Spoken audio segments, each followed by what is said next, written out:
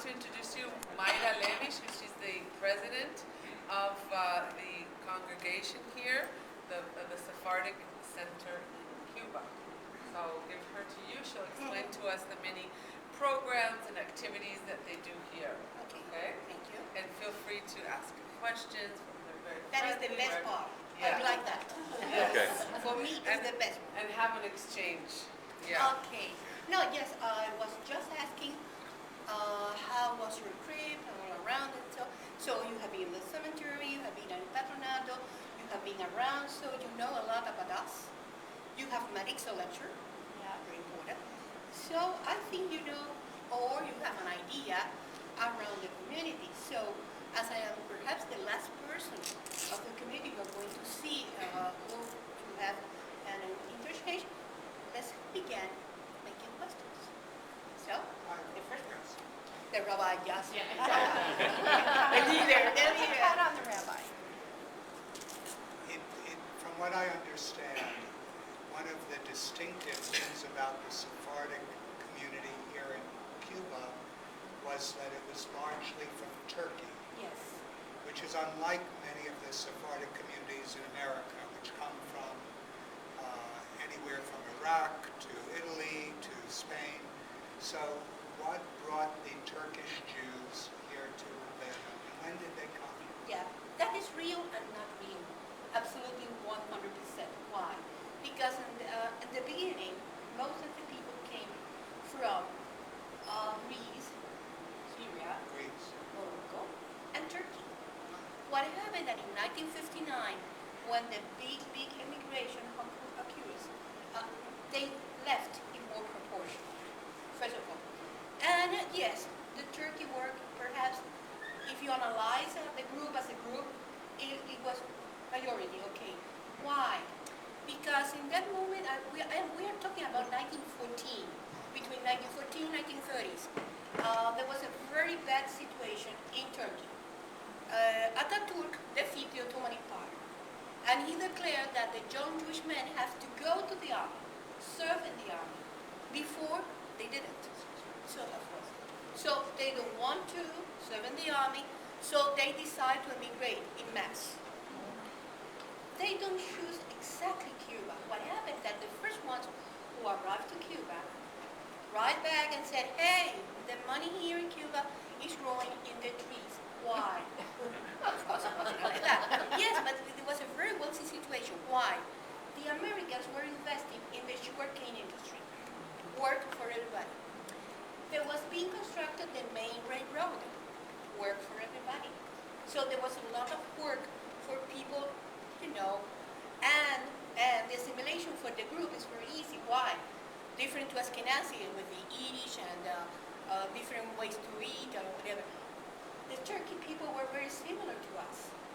Remember, we were conquered by the Spain people. They were thrown out by the Spain people. So there were a lot of things that made easy to be here. But also, a lot of Sephardic people came from France. Don't forget the French people. But well, yes, they were the more proportion, and perhaps the origin of the problem, of the real situation was this. So everybody understands a really important point, that the Turkish Jews or other Sephardic Jews were not comfortable often going to the places like maybe even North America where so many Eastern European Jews had settled, where Yiddish was spoken largely and the Sephardim do not speak Yiddish. It's Ladino or their local languages. So coming here, there was already a Spanish tradition that they were familiar with from their Sephardic heritage. So they felt comfortable. Exactly. You know what happened in Cuba? When they arrived, the Americans were here. The Ashkenazi, a little group of very wealthy American Ashkenazi Jewish people here. They don't mix.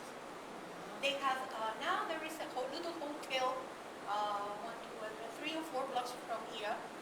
It's a hotel for people related with newspapers and so on. ¿Cómo se llama? El bello Rocinante, ¿no? El hotelito que está arriba, el Rocinante. That hotel was the American Jewish Hebrew congregation, just for the Americans. They don't mix with the rest of the people. The Sephardic people settled down where? Near the port. As always in the world, the Jewish, when they made the diaspora. So they were not, the other way, they were wealthy. The Jewish from Turkey, they were very, very poor. So they were not, it was no easy. And they don't, the schools, there were schools for the Ashkenazis and schools for the Sephardic. The Sephardic schools, by the way, maintained till 1961, and they are near my house. Why? Because near my house, 11 or 12 kilometers from here, there was the Sephardic neighborhood. So yes, they don't mix. It was not easy to mix. Even now, we don't mix a lot. Well, it's yes and no. You know why?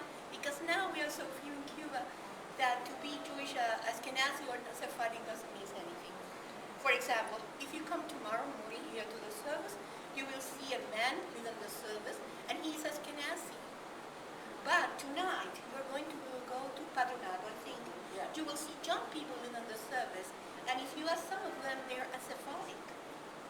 So here, that means really to be divided. Here, before, perhaps a little more, but now, it doesn't matter. Of course, we fight. We are Jewish. you know. You in three opinions. So, another questions? Yes. I've heard some beautiful Sephardic music, and it's so haunting. And I wonder if you've been able to keep some of that music. We are trying to maintain. In the service tonight, for example, we sing songs in Ladino. We try to maintain.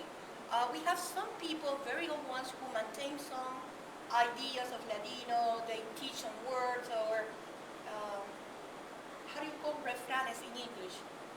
Refranes? Rhymes? Sayings. Sayings? Okay. Some sayings in Ladino. Sometimes we put little signs up downstairs with, trying to maintain Ladino. Between 2 years and then 2 years, or in the middle of 2 years, we do one afternoon of Ladino. So we talk about literature, about cooking. Our food is more tasty. No, really or not? You can compare burregas, for example, with borsch. Nothing to do. No, really. No, really. Yes, my dear. We try to maintain. In a very humble way, because it's a weekend. Yes. Yes. Could you describe the membership here? Well, I can describe the age, for example, as the whole community is an aging community. We have young people and kids, of course, and very young ones, but the middle age is more than 60s. But that is it's just a mirror of what happened in this human society or in the world now. We are working like a developed country. People, ladies, are having babies later in their lives, and they have one or two homes. So it's an aging community. If you think about the professional staff, you can find everything. You have here doctors, architects, biochemistry, counters, a lady of the weather, lawyers, of course. We have everything. Yes. I noticed the Shabima faces that way rather than facing to Because the we are Sephardic. Is that The Ashkenazi face the mission, the membership, and we really it's not like that. The correct Sephardic way is to be in the middle. But this is not the real temple. The real temple you are going to see now is after that wall. It was for 720 members, upstairs for ladies, downstairs for men. Remember that the Sephardic are a little orthodox. Conservative but more orthodox. So upstairs for ladies, downstairs for men. And this was the mezzanine for ladies' rest. This was just a place with coffee tables and sofas for the ladies to rest during the service. bathrooms and whatever. So in 1959, after the social catastrophe that 90% of the community left, they moved some of the staff here. They closed the temple.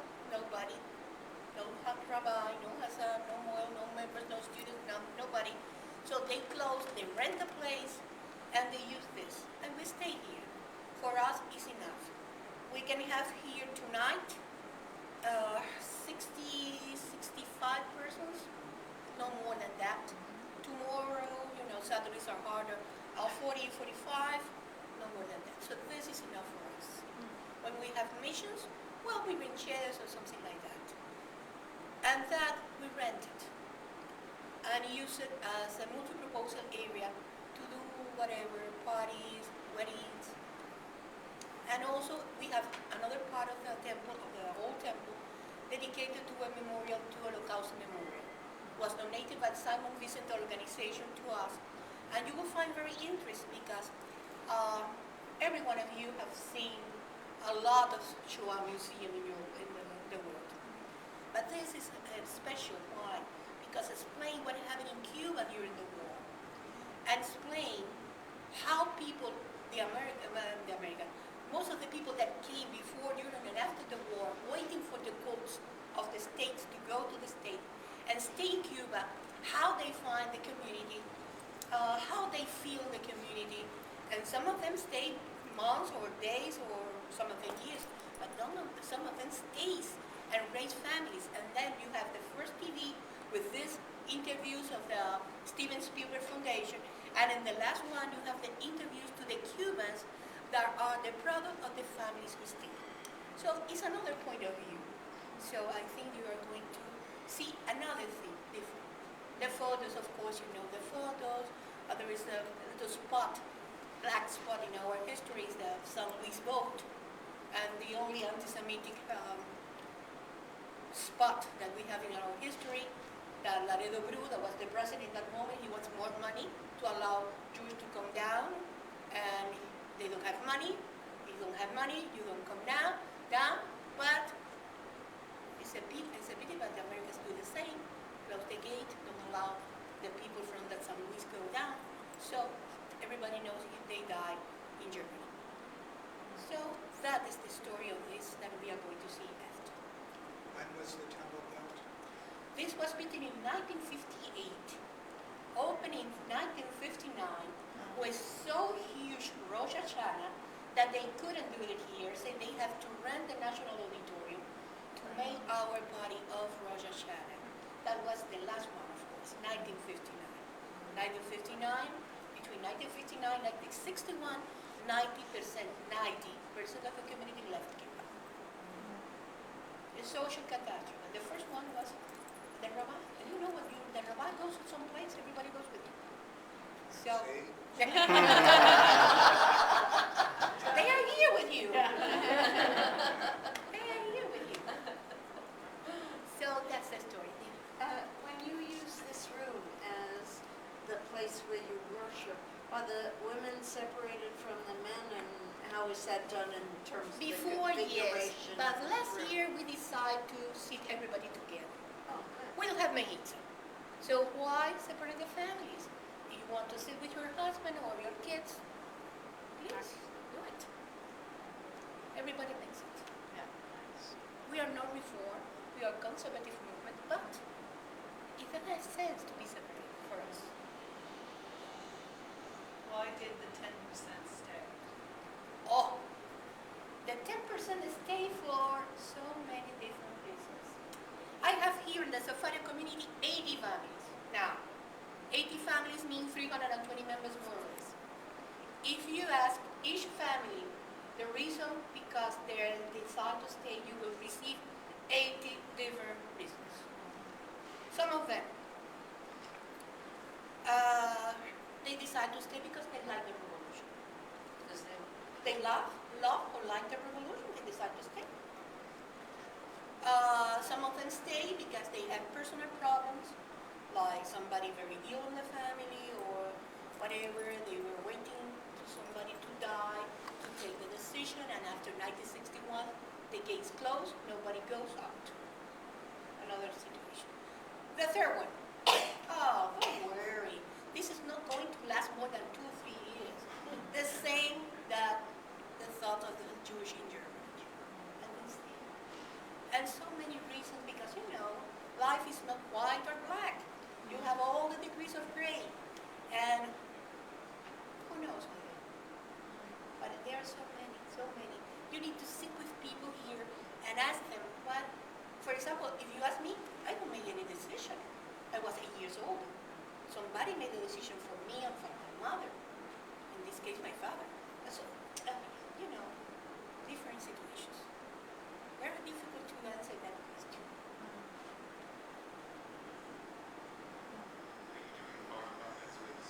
Yes. We prepare the boys and the girls. Also, the people from the community prepare them. And then when we receive a rabbi, then we make the ceremony. We have a rabbi. We have a rabbi named by the JDC, Joint Distribution Committee. He came in 3 or 4 times in a year. So we made the weddings, circumcisions, or whatever when he came. But you know what happened? It's the feeling that you have a rabbi, but it's like a virtual rabbi. He's the only rabbi when you have a doubt, you have to email him. It's not the same. If you have something, you can talk with this guy. But excuse me because I'm taking you as an example, but you know what I mean.